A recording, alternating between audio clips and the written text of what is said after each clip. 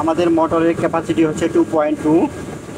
এইটা আমি চেঞ্জ করব, এই জন্য এই যে ডাউন এরো প্রেস করব, এই যে এখানে আসছি 2.2 সেট করবো। এই জন্য আমাদের ডাউন বাটন প্রেস করতে হবে। ডাউন এর এই যে 2 আসছে। এখন এই রিসেট বাটন প্রেস করে এই পাশে নিয়ে আসবো।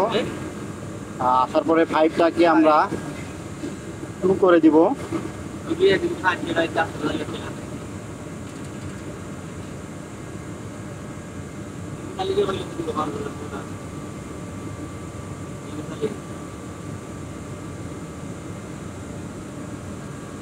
এই এটা তো 2.2 আমরা মোটরের ক্যাপাসিটি দিয়ে দিলাম। এখন যাবো এই ধরো এটা ইনভার্টার ইয়ে ধরো।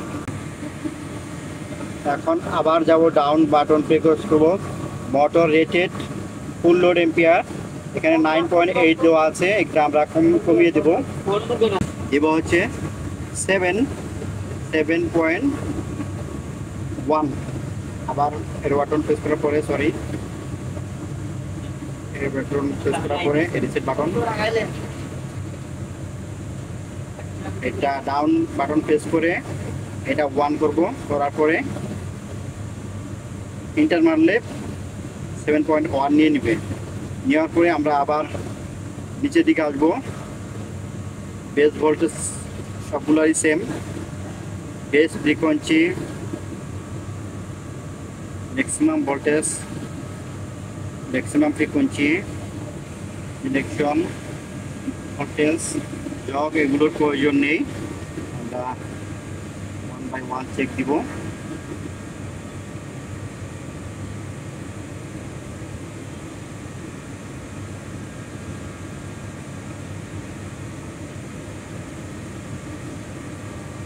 আচ্ছা, প্রথম থেকে আসছে, আবার বেরিয়ে চলে আসবো এখান থেকে। আসার পরে মেনুতে যাব, মেনুতে গিয়ে ড্রাইভে যাব। ড্রাইভে দেখি কি ইস্যু আছে কিনা, এইখানে দেখবো আমি। ডাউন বাটন প্রেস করে run command, source, reference, drive frequency, current, maintenance, can, terminal, PID এগুলোর প্রয়োজন নেই।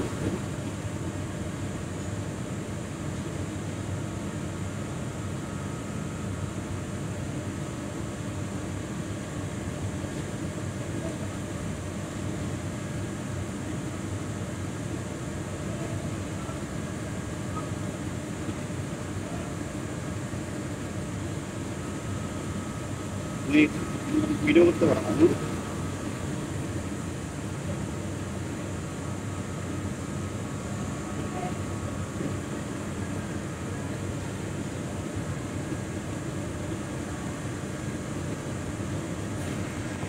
ড্রাইভ কুইক চেক করছি, ফার্স্ট প্রোগ্রামিংয়ে গিয়েছিলাম, আবার যাব। এখানে কি আছে, কপি ফাংশন, মিটার মনিটর,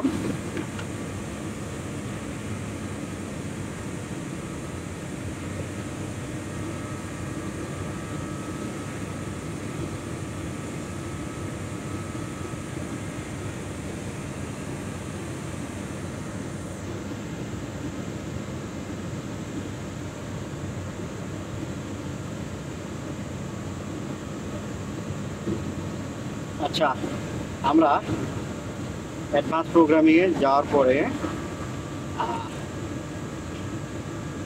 এই কপি ফাংশনে আসলাম। আবার আসার পরে রিসেট বাটন প্রেস করবো, তারপরে ইন্টার দিব, দেওয়ার পরে জিরোটাকে ইনভার্টার টু অপারেটর,